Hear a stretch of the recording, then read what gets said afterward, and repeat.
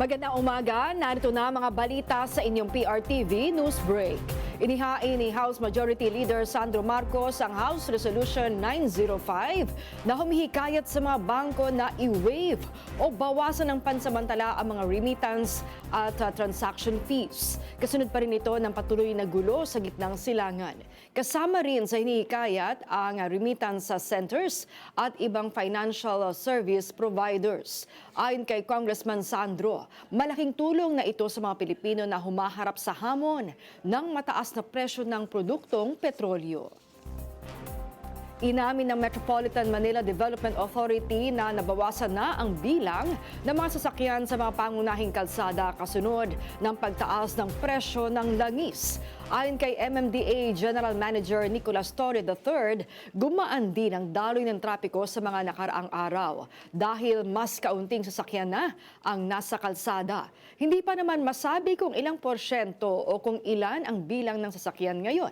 Pero napapansin naman ang pagdami ng mga sasakyan tuwing gabi bago ipatupad ang panibagong oil price hike. Paliwanag pa ni Torre, ito'y dahil naguunahan ng mga motorista na magpakarga ng langis para makaiwas sa mas mataas na presyo ng mga produktong petrolyo. Inaasahan magiging abala ngayong araw si Pangulong Ferdinand R. Marcos Jr. dahil sa iba't ibang mga aktibidad. Sa detalye, alamin natin yan mula kay Christian Bascones. Christian. Yes, Maan, sunod-sunod ang nakalinyang aktibidad ni Pangulong Ferdinand R. Marcos Jr. ngayong araw kung saan 5 ang kanyang dadaluhang aktibidad. Unang pinuntahan ng Pangulo ang lalawigan ng Bataan para sa inspeksyon ng mga prefabricated classrooms, turnover ng learning resources at pakikilahok sa DepEd Yakap at Kalinga program. Alas 9 yan ng umaga kanina. Matapos nito ay babalik ang Pangulo sa Maynila upang pangunahan ang ika-129 na anibersaryo ng Philippine Army na gaganapin dito sa Fort Bonifacio sa Taguig bandang alas 11:30 mamaya.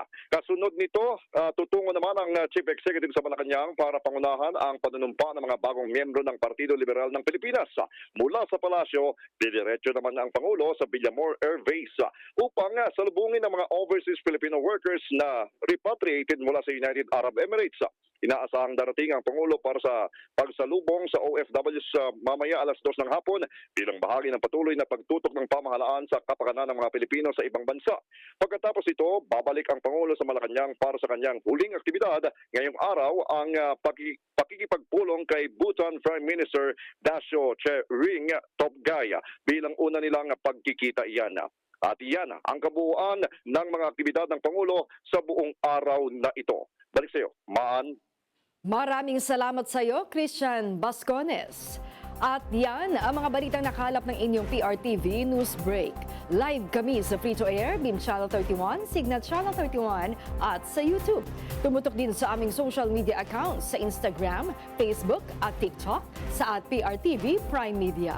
Ako po si Maan Makapagal. Magandang umaga.